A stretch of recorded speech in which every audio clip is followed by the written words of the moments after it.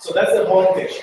So without further ado, I would like to introduce how exactly it's going to be. And I got to read something. I know that it's about public speaking, but last night I got something delivered that I need to read. So with that said, go here. And the question is, there's a distinct difference between classroom speaking and public speaking. The former is based on technical expertise and a captive audience. The latter involves entertainment and voluntary attendance. To succeed in public speaking, we need to prepare ourselves and our material in a much different manner than that of a classroom lecture. Today, Mike Thorne will provide these tips for talking table topics. He has learned the hard way, both in and out of the classroom. So with that being said, we started Toastmasters for tonight. Mike.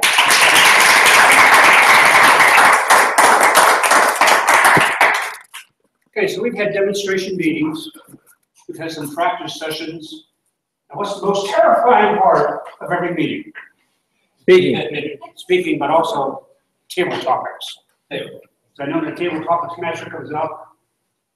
I can tell you from teaching a lot of college courses, when it's time to ask a question, what does everybody do?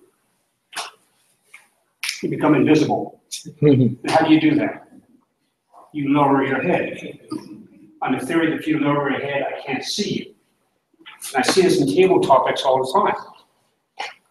The whole idea of table topics is not to be afraid of it, but to think of it as being one of the greatest opportunities you have in the Toastmasters experience.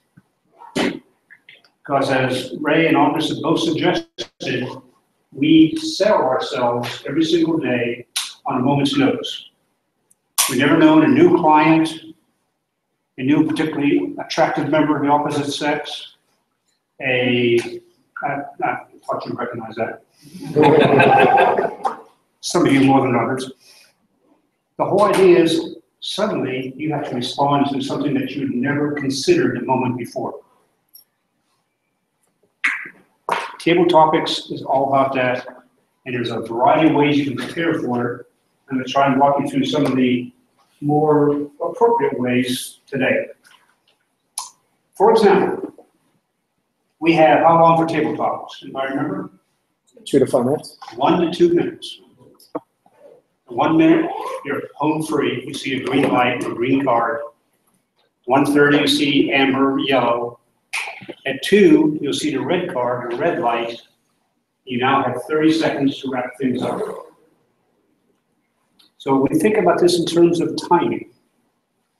We think of it in terms of an introduction, the body, and the conclusion.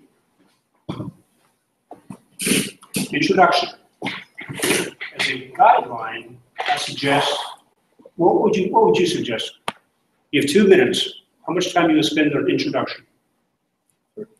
15 seconds. 15 seconds. 15 seconds is really all you need. 1 minute from the body, maybe a minute and a half, and another 15 seconds for the conclusion. That'll take you to a minute and a half to 2 minutes. You can stop sweating, you can enjoy the rest of the meeting. Kind of like my dates go. Pardon me? I can almost guarantee you the first time you get up here, is anybody here tonight yet done a table topic? Has everybody done one? Oh, done? No. First time you get up, 1 minute seems like maybe 14 days. After you do it a couple of times, you'll go, your red card's up already, because you've really hit your stride. So what you do in the first 15 seconds? First thing you do is you don't get up and start talking right away. Take a breath. Look at your audience. And then one possible approach is repeat the question. It helps you plant the idea of what you're talking about in your mind. I'm sure you've been someplace where you started talking and you forgot what the topic was. So plant the idea in your mind, repeat the question, What do you do next? Talk about the topic. Start your intro. Start your intro. It's a small point, but smile at the audience. Get them on your side. Don't get up here, glower at them, and expect them to be with you. So take a breath, repeat the question, smile, be self-effacing. Maybe instead of asking, you can ask a question of somebody, of the entire audience. Remember, you're still formulating what you're going to be saying. So give yourself a moment more, repeat this question, or ask another question. Let's say the table topic is Donald Trump.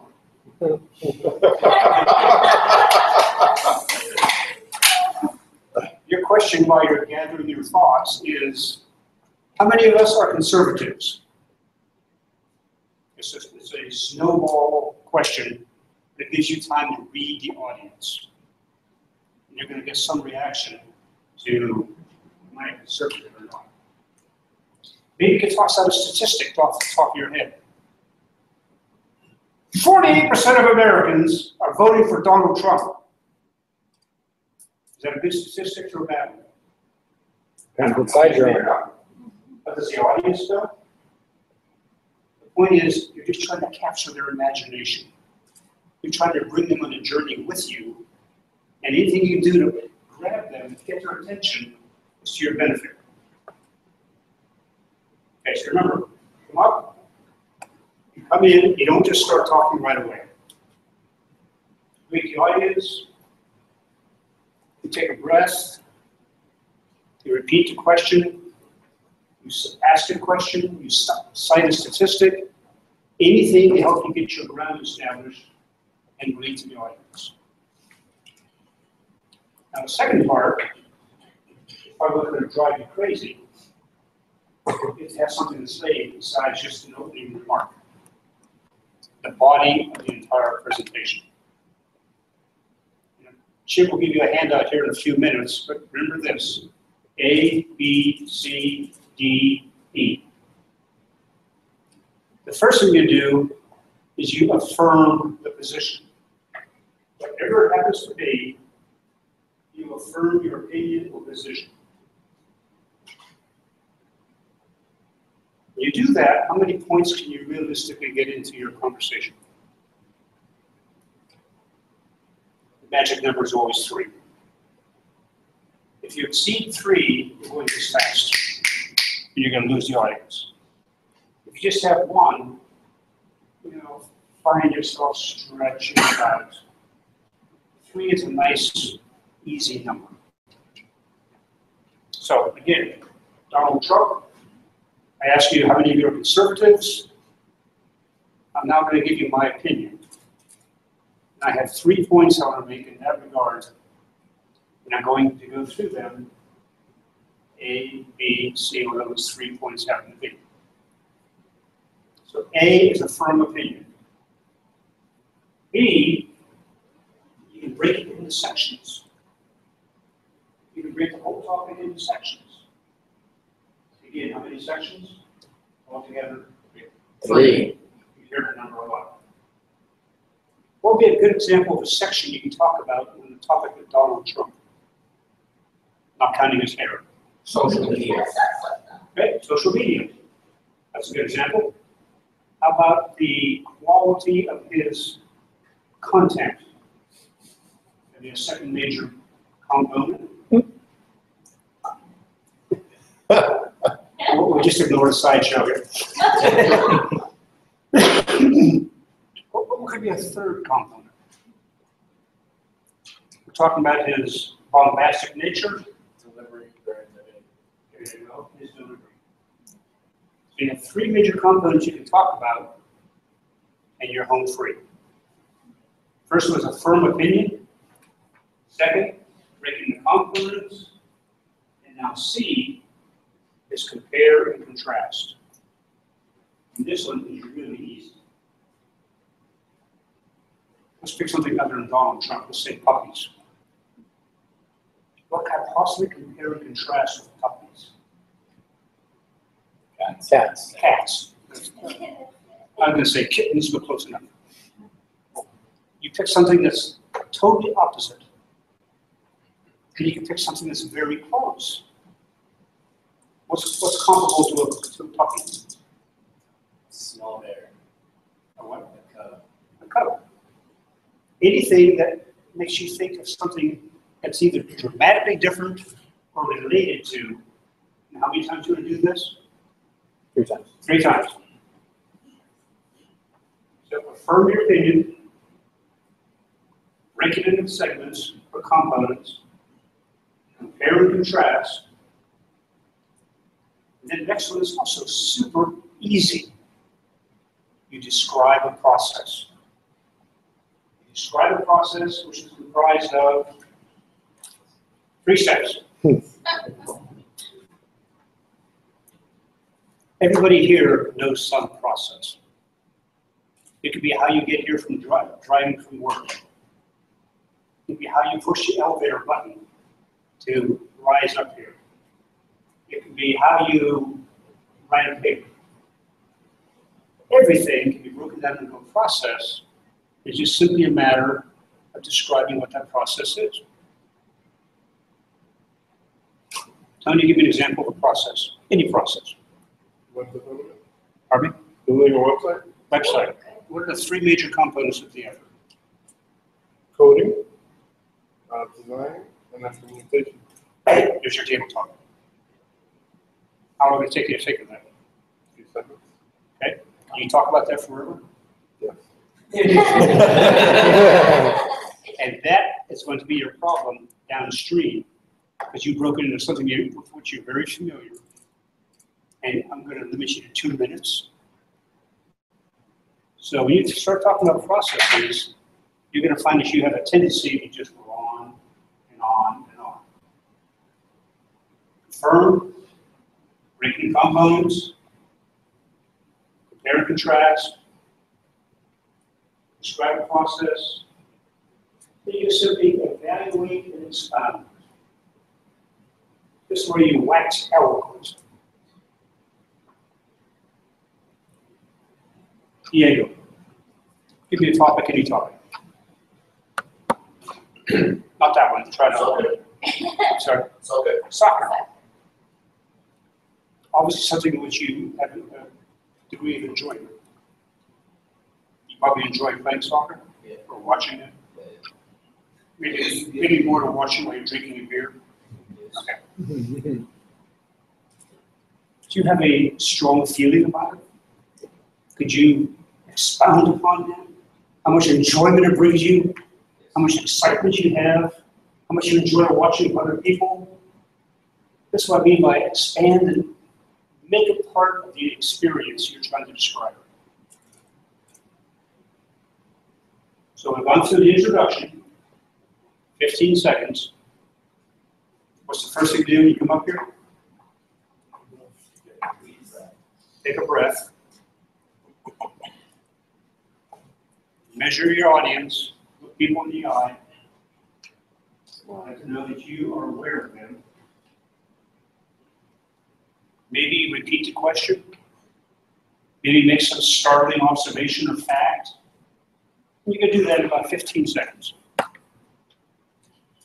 Then you go launch into the body of your presentation. A, B, C, D, and E. Affirm, break down the components, compare and contrast, describe the process, or expound upon something. Now gone at least a minute and a half. What do we have left to do? Wrap it up. What I have to do is wrap it up with a conclusion. What's the most effective way to have your conclusion? I can't see your name. You're hiding your name. Belinda?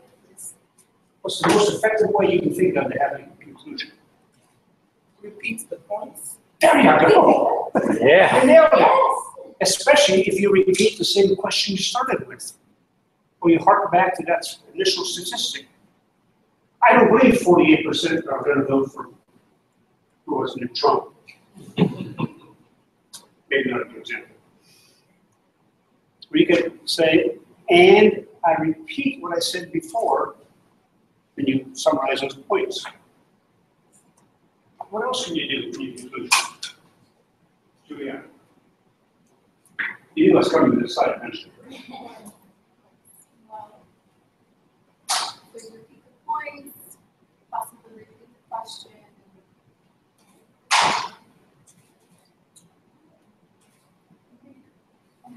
Andrew? Yeah, reading. You were reading or you were thinking on. Okay. Maybe you leave them with a parting thought that is somewhat action-oriented. You want to have a call to action. So regardless of how you feel about Trump, I want to see you out there voting in the primary. And now you've got their attention again. You brought them into it. You made them part of your presentation, and you demanded something nicely. You asked them to be part of that action. So how tough is a table topic? No. I have to start over again. Apparently, I failed miserably. It is really easy. It is really easy to just follow these basic guidelines. Now, a couple of suggestions on how you want to go about doing this. I mentioned Trump. Has anybody here not heard of Donald Trump?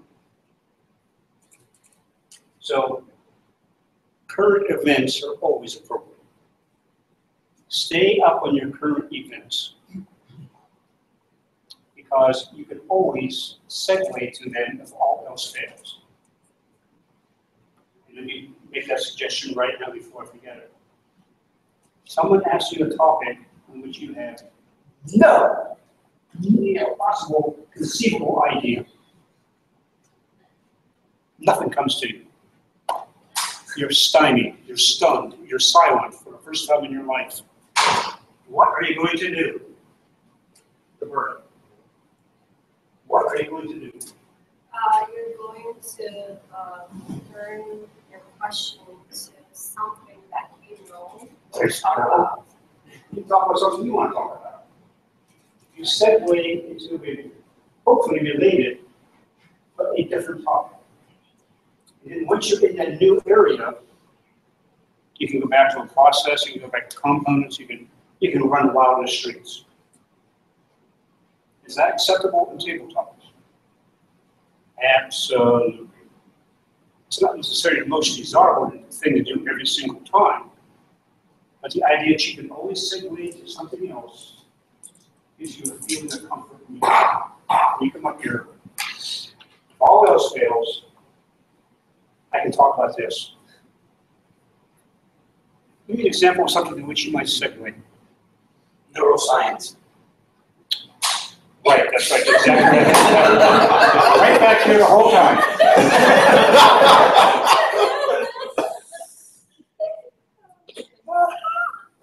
It's a tougher audience than I was reading.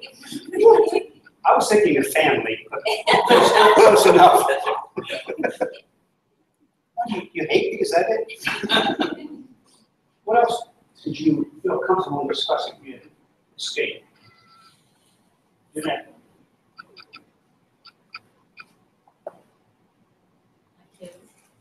kids, your family, your kids, your pets, your next door neighbors.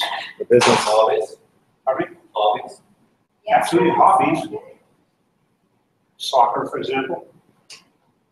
There are a zillion things out there that you can transition to effortlessly because you already know them. Anybody here read a magazine periodically? Whether it be online or print? I faithfully read Economist magazine and Bloomberg every week. So those are my two Bibles, that and Entertainment Weekly. I readily admit that a third one. By reading Economist and Bloomberg Business Week every week, I'm pretty much current in everything going on in the world. Right? Anybody familiar with the Tamil Tigers? Okay. I am. That makes me a really wonderful person, I know. But my point is, they're in Sri Lanka, and I can talk about that. There's a certain advantage to being in that position in that I know something you don't. And I can be very authoritative. And I can feel very comfortable in doing that. Who knows anything about Stephen Curry? Basketball? Yeah. Does it mean there's two of them? Well, his height or Stephen Curry, not Stephen. That's fine. But is it the basketball? Yes. Okay. Stephen Curry, fine, I agree. Yeah. Simply by following sports, which some of us do. She, of course, has no idea what we're talking about. Really? Thank you, Rody. I No, me neither. That's right, thank you. You're not alone. How about basketball? Yeah, well, it's gonna be a tougher group than I thought. How about wine? Better subject. Everybody gets in. How about chocolate? Yes. I'll do chocolate. My point is, you can always shift the attention to something else. It doesn't have to be neuroscience. Just as an example. So what else do we do? We try one? Well, almost. The last point I want to make is try to interact with your audience. Because every time you interact with the audience, it provides at least 2 points for you in your favor. The first one is you gain your attention. You now know that I know you're there, and I'm watching you. You just can't lean back and ignore me because I'm watching you, and I'm trying to interact with you. What's the second thing it does for us? Gives you time to think and catch up. Because when I ask Juan a question, as he's thinking of his response, my mind's going at the same time. And whatever Juan says about soccer, or Donald Trump, or neuroscience, or anything else, it gives me a chance to do 2 more things. Think of what I'm going to add to it. This is crucial. Take another breath. Because you're going to find you get so nervous up here that you're talking pretty soon. We're out there! And you're done regardless. So, piece of cake, right? We have a 3-part presentation. Introduction, body, conclusion. We want to interact with the audience. We want to pace ourselves. We want to look at the audience, including someone behind the camera. We want to be sure that people are aware that we are aware of them. And we have any number of tools we can use to get us through it. So I'd like to try to luck on a sample table topic. What do I get to pick? Yes.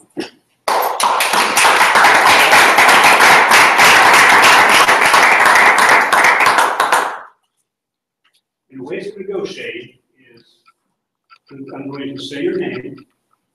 By the way, in a normal table topic, I'm going to give the topic first. Why do I do that?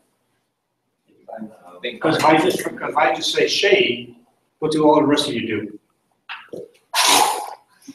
You just relax. So I'm going to keep you all on edge. I'm going to give the topic first. I'm going to see you've done sweating. I'll say Shade, and I repeat the topic, and you're on stage. Hillary Clinton. Hillary Clinton. Shade? What's the first thing you do?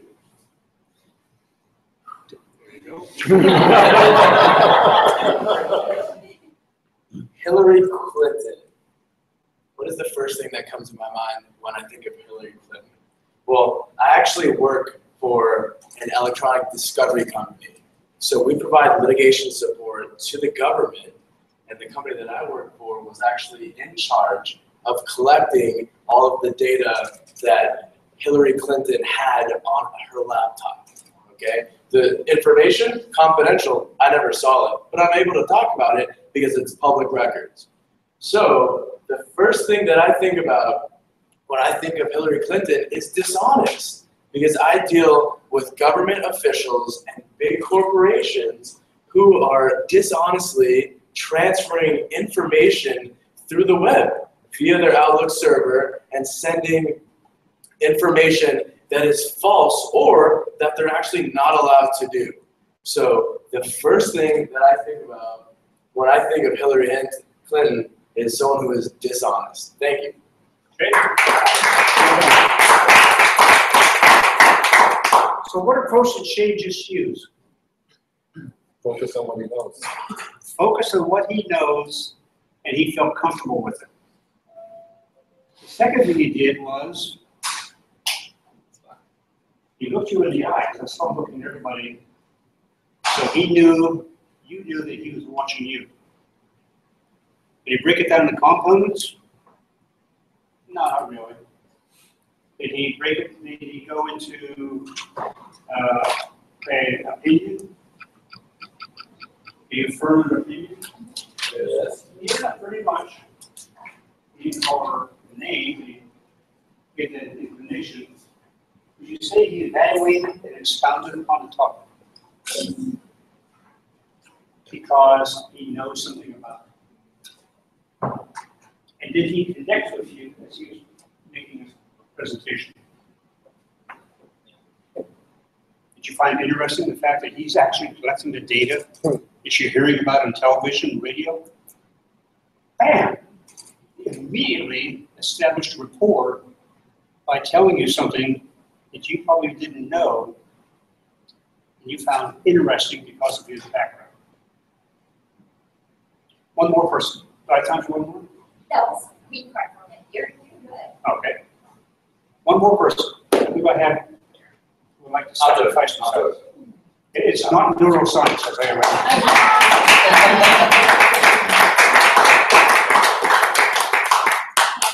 Let's go over timing. Okay, before we start, with our timer, please tell us the timing criteria.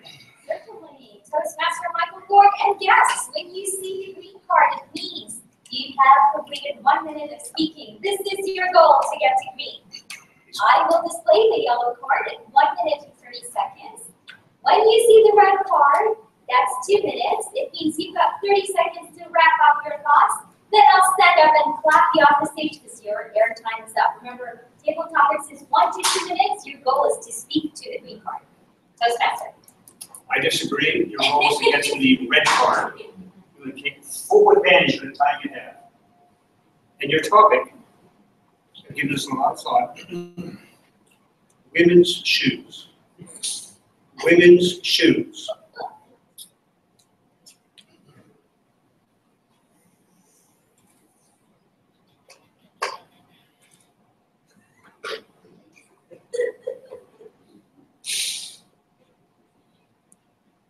Okay.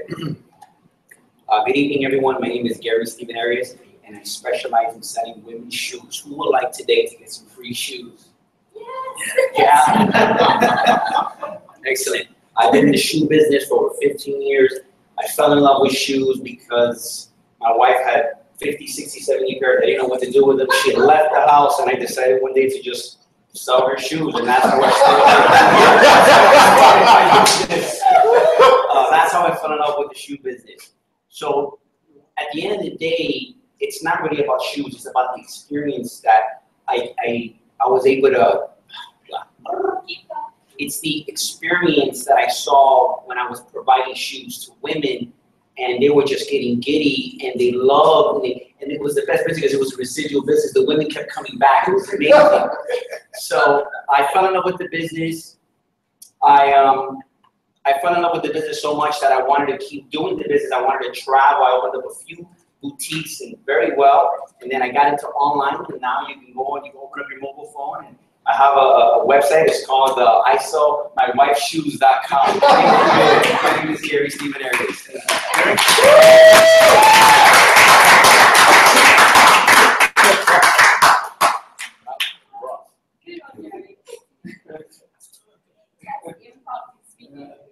I want to say my work is done. I'm going to go through one more opportunity here. By the way, what did Gary do? Made everybody laugh. Everybody laughed, and he gathered his thoughts. And he didn't come up here and just start talking right away and wonder where he's going. He actually had a plan in the back of his mind, probably way back. Back in the group science area. But the idea was he gathered himself and then began. Great job. Great job. We have time for at least one more, and I know I said I could see you in the back. Come on, upright. Yes, sir.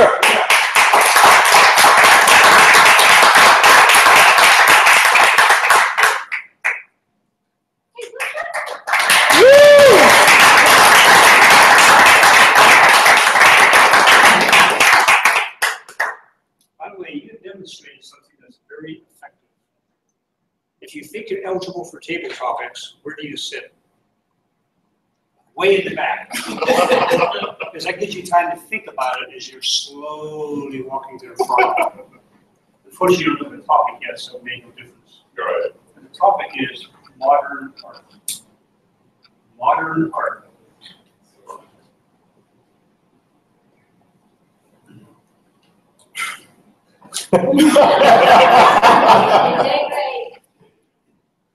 My name is Ike. Ike Wembe. Modern art. What is modern art? Any ideas? Is there an old art? Modern art. Old art. I don't see any difference.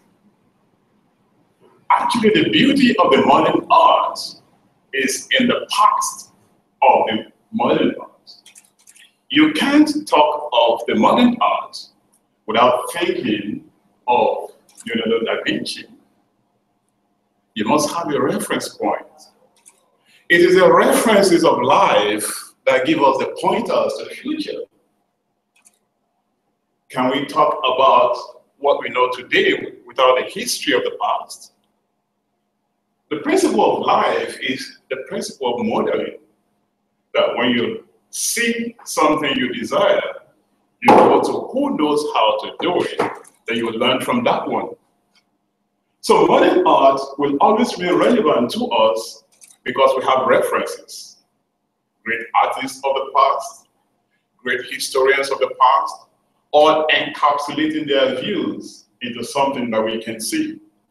And when we see them, we can apply them in our daily activities.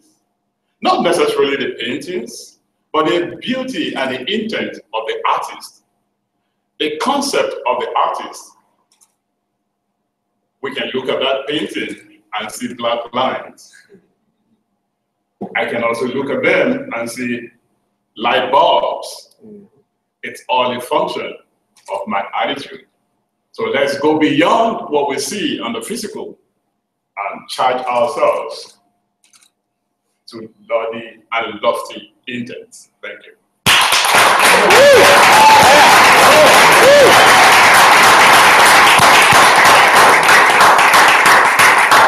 Home run. Did anybody notice that he started out a little bit slow and then really started to hit his pace? Yeah. Yeah. That was very, very well done. How did he end up? Very strong. Yeah, Very very strong, and basically almost challenged you to consider modern art in all its various forms. We have time for one more, Chip? Okay? Because I've been ignoring this side of the room, Yeah. and I really feel badly about that. Red shoes. Please join us. Yeah. All right, oh, come on. Come on, Juliana. Come on, Juliana. Yes. Yeah.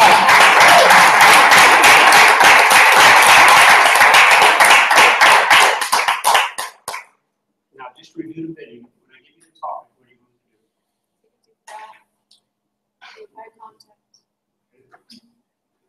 And you're not going to just start talking right away.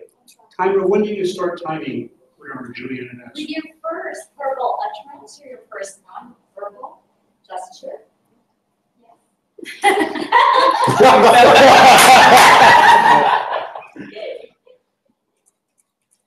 Wine. Why?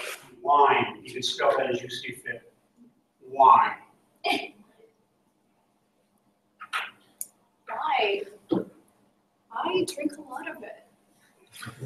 But I never exceed 3 glasses because I'm very small and that would be just messy. But I love wine. I started drinking wine when I was 19. And I started with the really sweet ones, the Rieslings and the pink ones, the rosés. I can't drink that anymore. I graduated to the Cabernet, Shiraz, the stronger ones. But wine is more of a social thing. You get together, 10 glasses of wine with a girlfriend, or the first date. Nothing like a couple glasses of wine in the first date to get you going. It's very, I don't know, it makes you a little, what did you say? That red card does not come up. It's fantastic. But I don't call myself a wine connoisseur. I just now I'm going to like all kinds of directions, but I think it's very kind. Thank you so much.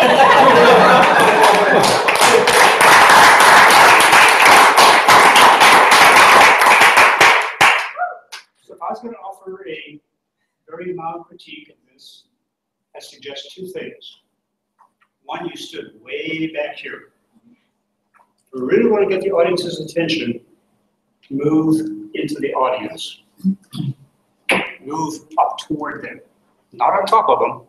Don't make Tony sweat. But move up to where you're actually part of the audience, as opposed to diminishing yourself way back here. What's my second critique of Juliana? Voice level. Yeah. Voice level, okay. And that's what it's being for to help you. So what's my third? Closing. Well, before the closing, don't say what your inner monologue is thinking. We don't know that you're nervous. Yeah, right. So until, no, seriously, until you said it, we don't know. I hate to admit it, but Ray's correct. It hurts. But you need to have a concluding statement to get off the stage in a positive manner. What you said was, there's going to be hard about it. You'll see people do that all the time. But now you've had this discussion, as you're working your way through it, somewhere in the back of your mind, you're thinking, what can I say at the very end to leave a lasting impression? There's several reasons for doing that. One is for your own benefit. The other is when you're in a table topics contest, that closing statement is many times what the judges are going to hear. They're going to hear your very big opening statement and your very closing statement. And I'm not saying they ignore the middle part, but what really resonates is your strong opening and your strong closing. So folks, are you still afraid of table topics? We've had 4 people come up here and just knock it out of the park. And I picked some really flaky topics. We'll do one more? Sure, we can do one more. Chim, do you have enough time? We have 7 minutes. So who should I pick on, Red? Red? I'll do it if nobody else wants to do it. I don't want, I've done this too many times. I want someone to take Tony. Come on, Tony. I guess. All right, there you go.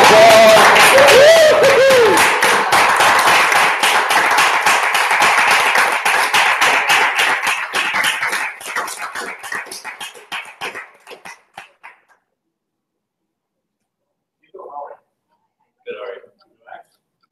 Yeah. Okay, what are you going to do when I give you the really dumb statement. I've seen so many people will start talking and they, after 30 seconds, run out of air. Where are you going to stand? Try to approach the audience as much as I can. And where's the audience? Front. All around you.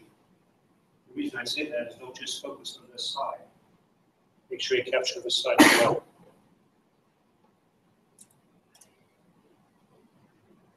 Photography. Photography. You go.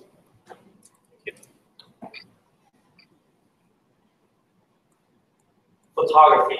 It has been starting with a camera, but nowadays is with a lens, with a phone. I love photography. I studied photography in college, black and white.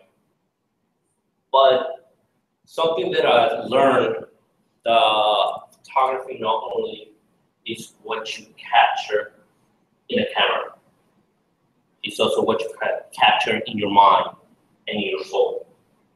And the way you actually transmit it and the way you explain yourself, or how you take somebody and explore their mind, or how you want to show them what you really want to say, and take them to that place where you can actually see that they are really interested in what you're saying.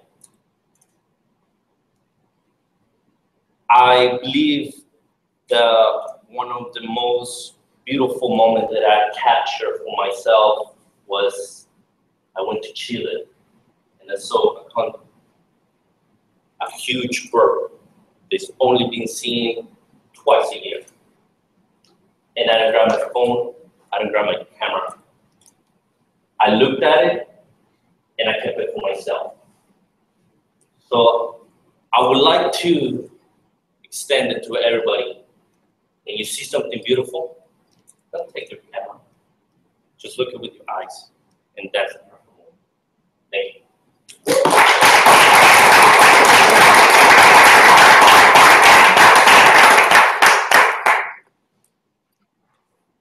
I have time for one more quick one. I'm going to give some totally off the wall topic. I want the person, whoever I select, to segue into something totally different. So I'm going to give you something that's really something, like neuroscience. And I want you to segue into something totally different. Sir, come on, Willie.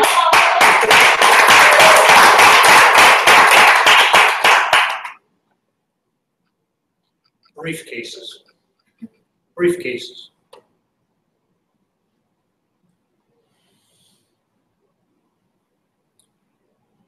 Briefcases are a great design, but I've always loved just modern art.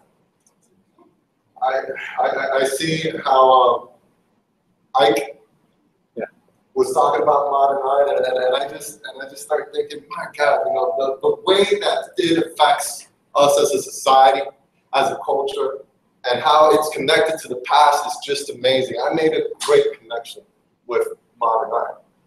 And one of the things that I think about sometimes is that everywhere we go, there it is. And it's amazing how we participate within it and also take action and also mold it into the future. But it's also not only the future, but the past, like you said, is so amazing.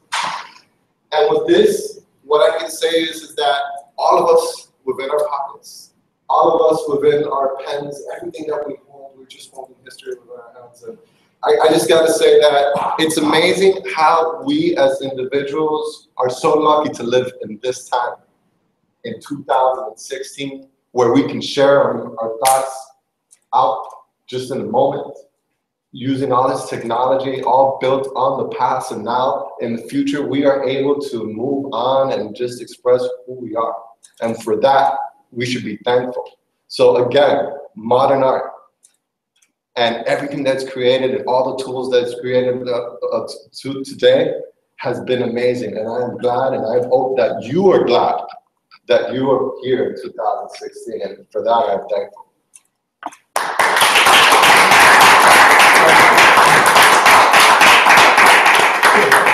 Yeah, one more thought, and I'll wrap things up. Did you notice the intensity of Willie's presentation? And one of the ways he did that was using his body language. One of your speeches in the Competent Communication Manual is your body speaks. The same thing is true in table topics. If you become animated, if you become excited, you go, pow! Yes, I can do it. You're going to make things so much easier, if only because you're going to dissipate some of your nervous energy. I won several table contests, and the first one I won was I started out going, Shazam! Scared half the room out of their minds. But then, no matter what I said, what they're going to accept. The whole idea is use your body language, use all the tools available to you. So to summarize, you have an introduction for 15 seconds. You have a body for approximately a minute and a half, maybe 2 minutes if you stretch it a little bit. Or if you're like Ike and you start really becoming involved in it. You have a conclusion for about 15 seconds. And the most important part is the beginning and the end when you're in a contest. Because people remember the first thing you say and the last thing you say. I'm not trying to denigrate the middle part where you go A, B, C, D, E. But remember that you want to have a strong opening, a strong conclusion, and just prepare yourself to make the middle part flow. Any questions? Thank you. Thank you.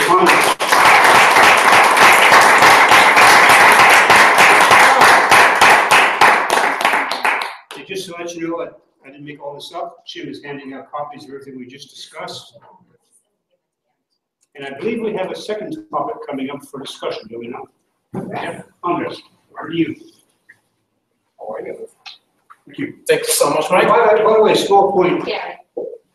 When you're exchanging up here, Andres may have noticed, I pulled you in front of me. Okay. The person taking the stage always goes in front. And so you can just gently pull him, or sometimes not so gently. So, what's the second part of this? Shall we just wrap it up? We are discussing Caduce, but we want to Yes, talk yes. about- Please, okay. All right. All right. Hey, all right. All right. So, Willie, I'm talking to you in 10 minutes. 8, 9, 10? We 7 minutes. Pardon? 7 minutes. I need to Seven. close. I need 3 minutes to close. Okay, you're going to have green at 5 minutes, yellow at 6 minutes, and red at 7. okay. Take it away. All right. So we're going to be working on getting the club charter so that we can become an official club. Right now, these are demonstration meetings being held by the district, and they're helping us. There's a model where they're supposed to have 5 or 6 meetings in order for us to become an official club. And what I want to talk about today is about the fees.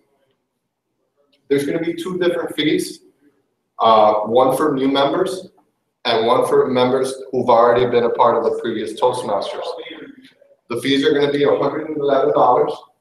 We're looking for them to come in on the 27th of March is the next Monday, right? Right. The next Monday is going to be the 27th of March, and we accept money orders, we accept checks, cash, or credit card. If you're writing a credit, if you're going to do a check, if you can wait until you come here so I can give you the exact name that you have to write it, don't fill that in. The point is this, is that we're going to be collecting dues for the month of April all the way to September. So the $111 fee will include the first 6 months and the 91 for people who've already been there. And I believe that that's going to include the books for the introduction, which is Competent Communicator, which is going to give you a step-by-step process of what kind of speeches that you're going to have. And it's going to have the program that's going to be in there. Also, after that, on October, there's going to be new fees. And what we're going to be doing is we're going to be collecting the dues for the entire year. And it's going to be $150, and that's going to be for the year of October 2016, which covers the fees for the club, which will be $60. This month, from April to September, will be $30, and then for next month, the dues would be $60, which in total will be $150. All these things are going to allow us to have small snacks. They're going to provide us with a clock, which could be digital, it could make noise, or bells, it could help us get the banner. It's going to make sure that we can pay all the credit card fees which come in, and so we can make sure that everyone here has materials so that they can vote for a best speaker. So all these funds are going to be used to make this meeting run smoothly. And also, one of the reasons that the fees are going to come up to $150 is this. I believe what's happening here is that everyone around me are self-motivated to be here, very successful. I believe that there's going to be many more members. As of now, I think we have like 18 or 19. And I know that Ray was talking about the goal is to make this thing grow. And if that's the case, we need to make sure that we have enough money so that when the time comes that this place is too small, that we can go and rent a space that is appropriate for the club. So next time we're going to have a meeting is on the 27th. Sorry, It's the 21st, correct? 21st, sorry. The 21st, apologize. The 21st, if you've never been a part of the Toastmasters group before, $111. And if you have, it's going to be $91. Cash, money order, or credit card. And again, just for you to know, the fees are also increasing because Toastmasters International headquarters is changing the fees from $36 every 6 months, which has to be paid to headquarters, to $45. So that's part of the increase. And the idea with all this is that hopefully by the end of the year, which is still on plan, we might have a picnic for all the awards that have been won, or activities at the end at the beach. There's just different things that we can do with this, and it all really depends on our members, what we can or cannot do. Do you guys have any questions about the membership? Yes. What are some of the other expenses that we'll be covering with these dues? Materials, training for the officers. So one of the things that's going to be happening is there's going to be 2 officer trainings a year. So myself as treasurer president, we're going to have 2 trainings, and we're going to be trained how to do our functions much better. Also, part of the funds could go for contests. So as a club, if we want to compete on the humor contest, if we want to compete and have contact on table topics or something that is in our interest, it will already be paid for, and you don't have to take anything out of pocket. So it would just be an event that is going to be a contest. You can just show up. And as of right now, any other fees? Oh, also there's another fee because we're chartering. There's going to be a one-time fee of $125 to register the club. So incorporated in all this membership fees are going to be the charter, the training for the officers, the opportunities for us to do contests, the materials, the literature that you're going to be using for the Toastmasters group, and these are going to be what's going to be provided. As you can see, Chim has examples of the books that you'll be receiving.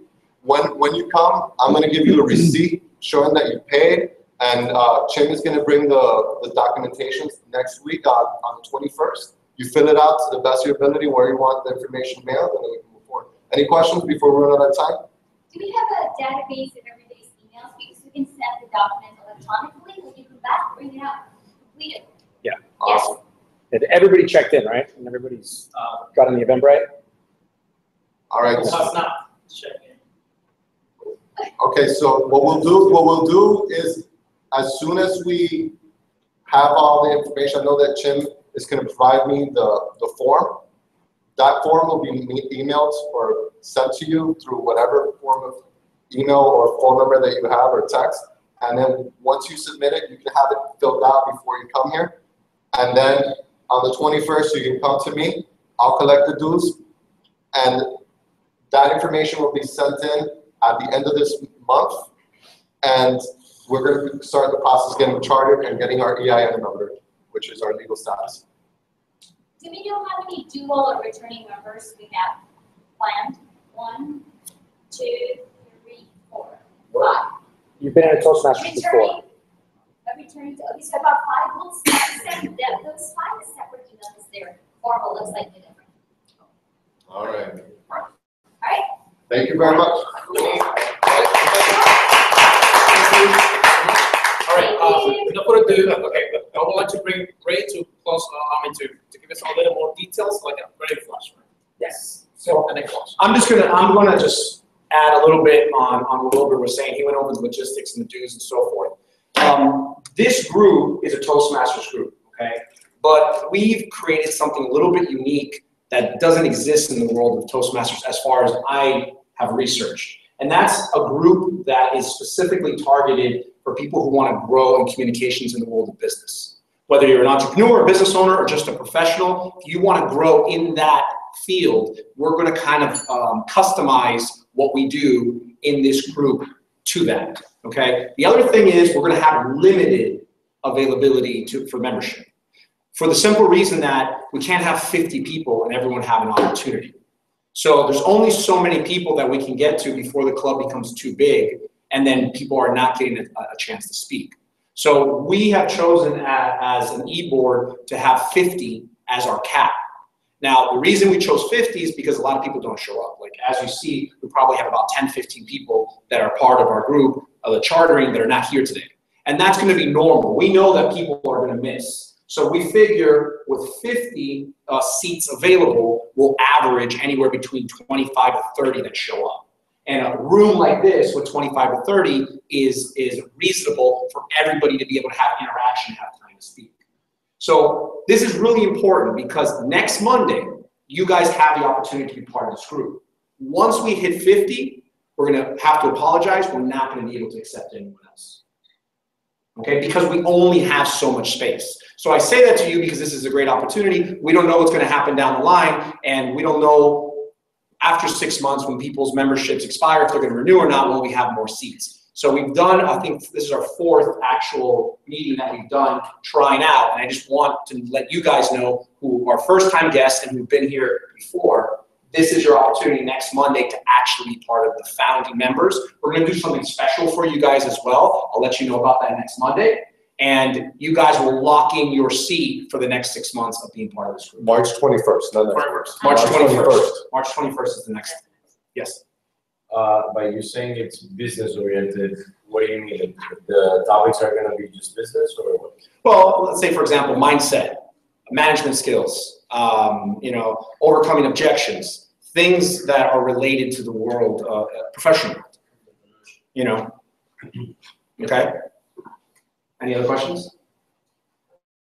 There's just one price, 110. 111. 111 if you've never been a part of the Toastmasters. If you have, Any other $91. $91. Any other club? Any other club doesn't matter. That's until All the way till the end of September. Yeah, so 6 months. In October, and we'll be paying for the full year.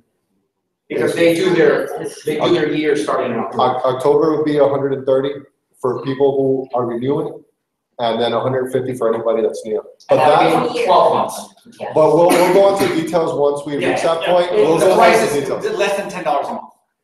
Let's Okay. wrap up and then we have the questions. Thank you, guys. All right. All right. What amazing opportunity that we got here. How many of you work out this week?